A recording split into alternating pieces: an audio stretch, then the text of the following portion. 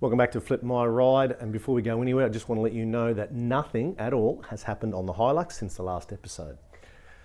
Two reasons mainly. Firstly, I've been really busy back at my old trade. I've gone back concreting, the work's been pretty flat out, and the time I've had off I've been pretty much too stuffed physically to get stuck into this. The other reason is that my dear old Saab Absurd just over my shoulder here won't start. Went down to get some parts a couple of weeks ago and hopped in it after that, and she didn't start after a few attempts. Finally got it started, got home, and then it has not cranked over since.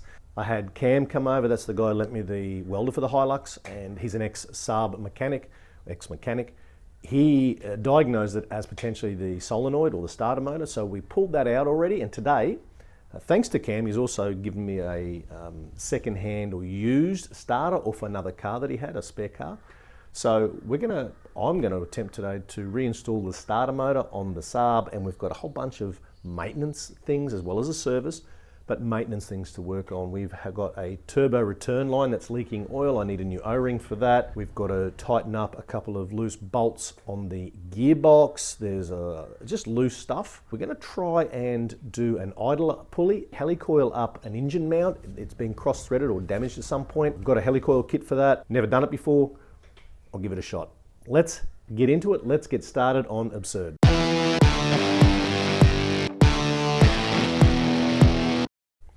All right, so we've got our starter here. This one is they're the same everywhere except in length. This is the older one that is in good condition. This is the one I took off Absurd. As you can see, the solenoid here, there was a crack in it, and the post where the nut goes on was spinning inside because of the crack. I'd say it's just got corrosion in there and stuff like that, and it's finally not working. It's given up the ghost.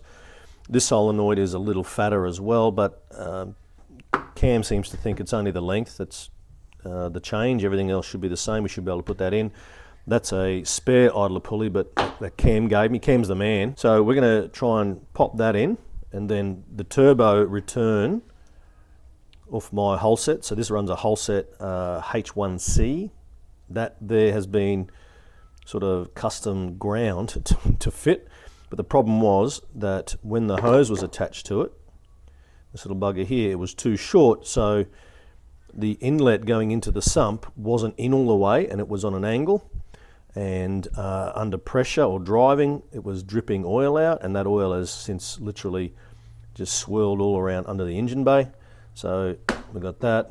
There's my new rings, so they're the new O-rings for the turbo return line that goes into the sump itself. So yeah, we've got a few things, and obviously we're going to do a service. We're going to try some liquid moly. They've just brought that into stock here. Nice German oil, oil filter. We're going to check the level on the gear oil, seeing as it's been leaking, and a few other bits and pieces. First thing, let's get the starter motor. Good crap on it.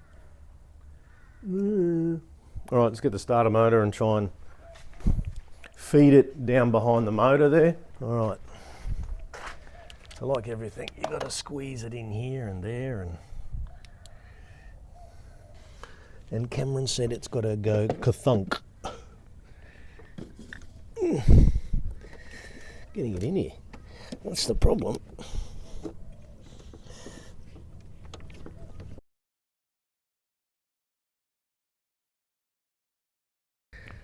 Right, it's there, but I've got to get it repositioned.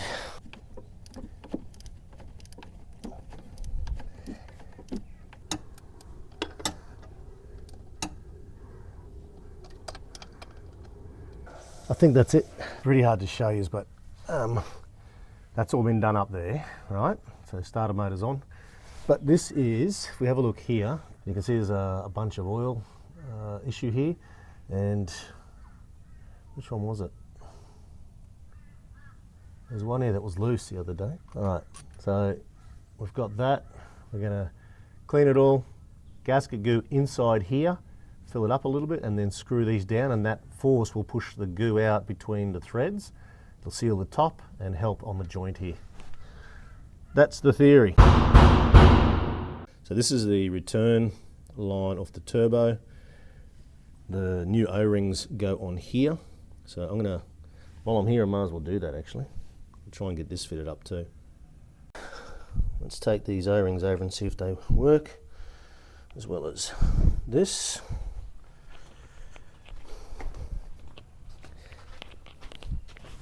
There's the turbo up there, my nice big turbos. That's not an issue there. We'll put 2 on, just to get it out a little bit. So there's our hole. There's our hole.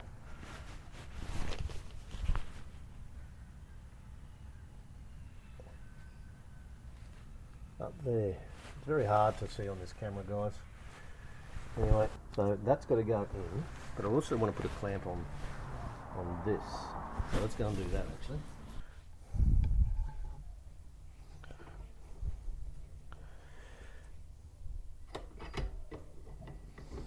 Okay, clamp is on. What happens is that the outlet on the turbo is slightly lower, the bottom of it, than the inlet to the sump.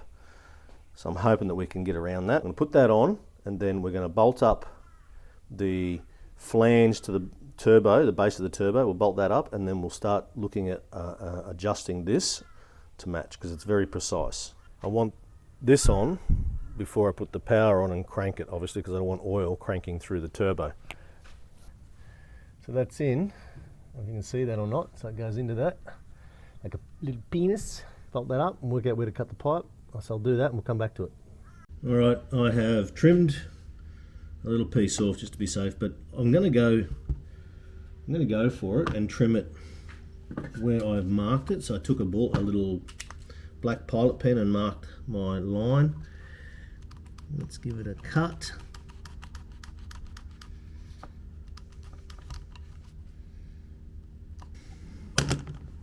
We'll go and try that and we'll see again. That is pretty much spot on. So I am now going to cut a gasket. So I've got some gasket paper. I'm going to put some gasket goo on there and we're going to get that done.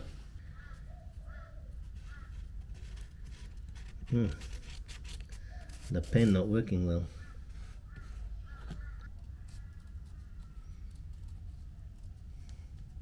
So here it is, we have one gasket made, it'll suffice, and I will put some gasket goo on this side here and put that on there, and then we will screw it up.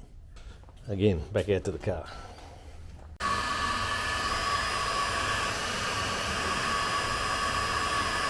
If we can finagle this on. Come on. Come on. I think I got it. Let's check this hole.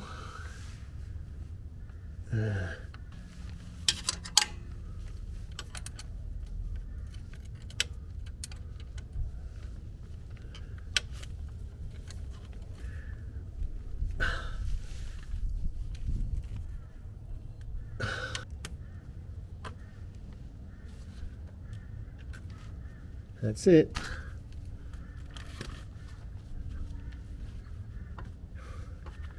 Well, it's a lot better than it was.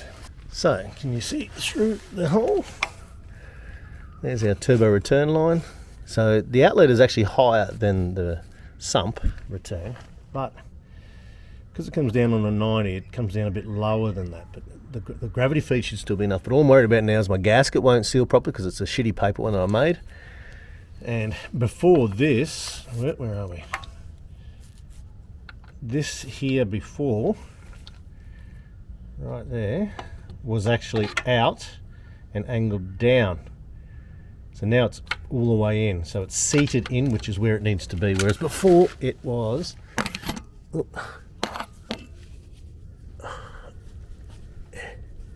that's good. So before that was half out. And oil was dripping out of here and swirling around everywhere, which is the reason why we've got half of this mess under here, I hope. Anyway, I'm going to tighten up a few things and then we'll see if it'll start.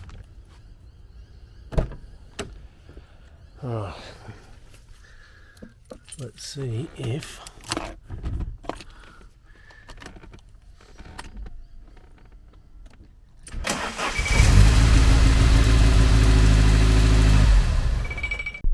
yes. So the joint in the gearbox and the engine, I told you, leaches and leaks because the nuts, well, the seal goes over time and the nuts have actually loosened up. So I've done what my mate Cam said. I've put some gasket goo down inside the bolt holes, and we have re-buttoned all that up. So we'll see how that goes, and we'll start working up top on the idler pulley and maybe that engine mount. See how we go. Tinker, tinker.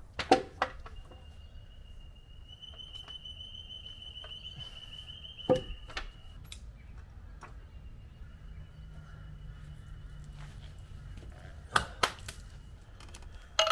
I'll take these off. Oh shit.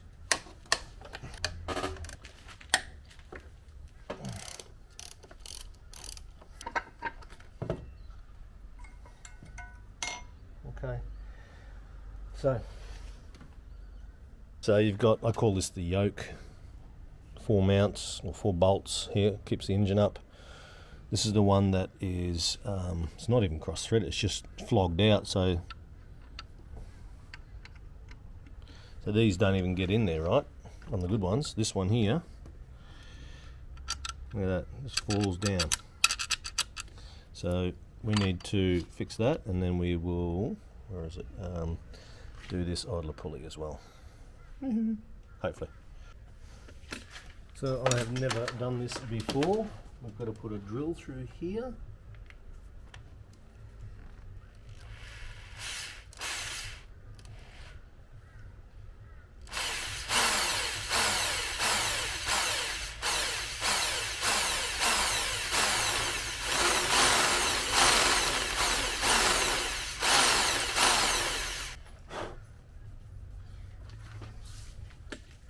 Alright, so I've drilled that out with the bit that matches, that came with the helicoil set.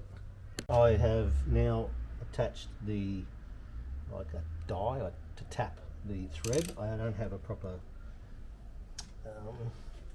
attachment, so I'm using a size 8 socket extension, very gently screwing it in. I use some compressor oil to lubricate it. I don't know if it's going down or not. Up and down a few times.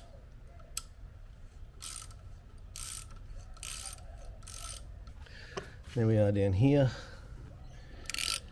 You can see it's just working itself in nicely. A little tight at the end here. That's it. She's all the way down now. Oh, I'm going to disconnect the ratchet. And we'll try and clean that out by hand.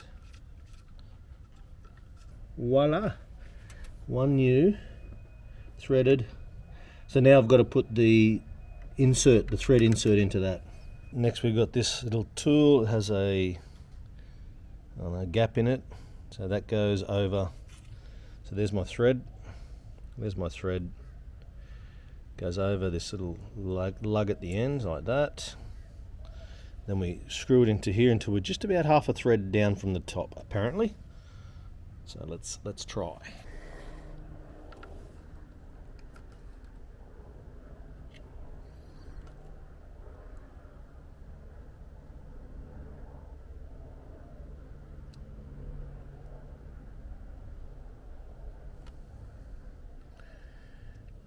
Okay. Going in, I don't know if you can see that or not. These hoses are a pain in the ass. Oh no! Fuck's sake, Adam.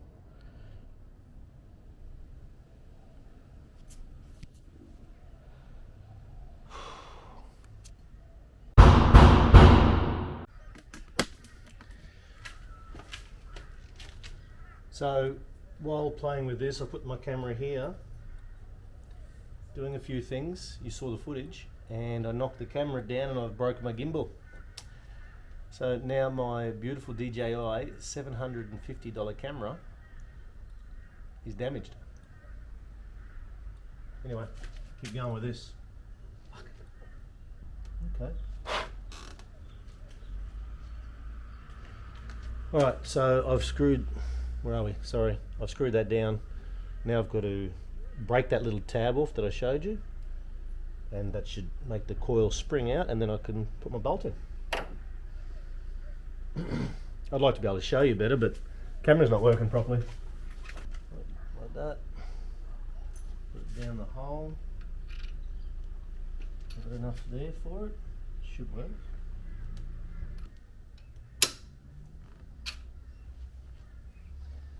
That's it.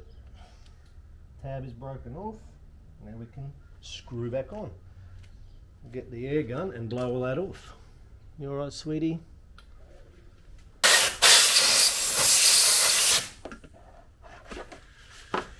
You alright? So, grubby. Alright, so now got to take the tension off the belt here. So I'm going to pull the tensioner across, put a little pin in it to keep it open. That'll take the slack, put slack on the belt, and I'll take this top tensioner off. Hope you can see what I'm pointing at because the camera's... Oh, no, she's fucked. It's overheating. Alright, gimbal is not liking this at all. It is overheating. It's all bent. I can actually see it. I'm sad. So I'm going to keep working on this, and I'll try and put together some footage. My other phone isn't charged, so yeah, I might even pull this apart. I don't know. Bye. I'll get back to you as soon as I get something worked out. Here I am, 6 o'clock on the same evening. You would have seen the footage. Firstly, at this point, I have not looked to see if I can get the footage out of the camera. What's happened is it has a very, if you know what a drone is like with the gimbal, that's basically what I have in a handheld device. It has landed on the corner and bent the gimbal, and the gimbal now is trying to move, but it can't move, so it keeps shutting down and overheating. I'm not sure if I can fix it. I doubt it. It's probably very fine kind of repairs that need to be done. I'm actually a bit upset. That was a $750 camera. Mightn't sound like a lot when it comes to cameras, but for me, it's a lot of money. So I'm back to the phone for now. Hopefully I can get the footage out. I may have to try and use my old GoPros again. Can't believe I did that. The Saab is back together, up and running. I have fixed all the little things that I could fix today. I ran out of time. The engine mount is now fixed. I've got the pulley on, but it turns out I didn't need to replace that pulley. It's actually a pulley the pulley that's making the noise is further down in the middle. It's another sort of tensioner pulley. It's still, the noise is still there, and I believe it's that one. So after all of that effort, I haven't solved the pulley problem, which I've got to do again. Turbo line seems to be okay. I will check again in the morning. I took it for a little drive, so I'll check again tomorrow morning to see if we have any leaks from that. Engine mount tightened up beautifully. Basically, it's slowly moving forward. I'm able to drive again, which is great. Thank you to Cam for the starter mode. It was a bit wary at first, but it has been sitting for a few years in storage, so therefore it's probably a bit rusty, maybe. But after a few starts, it sounded a lot better. I will try and make something out of this video. It sort of ended short. As I said, I'm pretty upset. Not sure what I'm going to do. Anyway. All right. Stay tuned. Ciao.